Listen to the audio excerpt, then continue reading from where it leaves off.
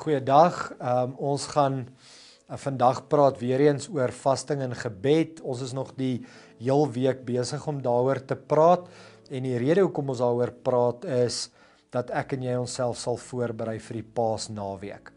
Nou, ek dink ter opsommend oor vasting en gebed wil ek sê dat dis nie net vir 'n sekere persentasie van die kerk nie.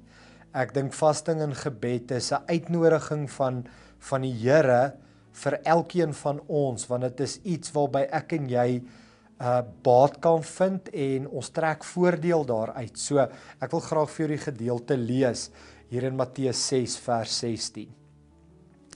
Wanneer julle vas, moenie soos die skynheiliges 'n martelaarshouding aanneem nie. Hulle loop met lang gesigte rond sodat die mense duidelik kan sien dat hulle vas. Ek verseker julle, dit is al beloning wat hulle ooit sal kry. Nou, dink aan daai woord beloning. Beloning beteken jy gaan iets ontvang vir 'n spesifieke werk wat jy voltooi het. Nou, wanneer ek en jy vas, is die grootste beloning wat ons moontlik kan ontvang Jesus Christus. 'n Groter openbaring van wie hy is en wat hy wil bereik in my en jou lewe. So, ek wil jou vra om nie net te sê vasting is in gebed is vir die dominee of die predikant of die pastoor nie, maar dat jy na hierdie woorde sal luister wat sê wanneer jy vas.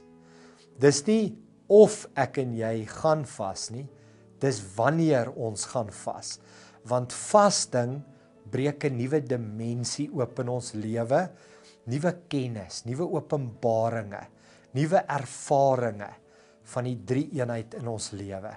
So my grootste aanmoediging van jou na hierdie week wat ons gepraat het oor vasting en gebed, is dat jy dit nou prakties sal begin doen en dat jy die beloning van Jesus Christus wel sal ontvang. Kom ek en jy sit net so en dan bid ons saam. Here, baie dankie dat U vir ons 'n beloning gee en dis nie noodwendig geld of genot of plesier of wat dit ook al mag wees nie, maar dit is dit wat ons nog altyd wou gehad het. En dis Jesus Christus, die begin en die volëinder van ons geloof, die een wat ons deur alles stuur en help en raad gee en leiding gee. Here, dankie dat Jesus Christus deur vasting en gebed groter en sterker gestalte vind in ons lewe. En mag dit so gebeur in elkeen van ons se lewens wanneer ons vas. Ek bid dit vir ons in Jesus se naam. Amen. Baie dankie dat jy hierdie week ingeskakel het en ons kuier vinnig weer saam.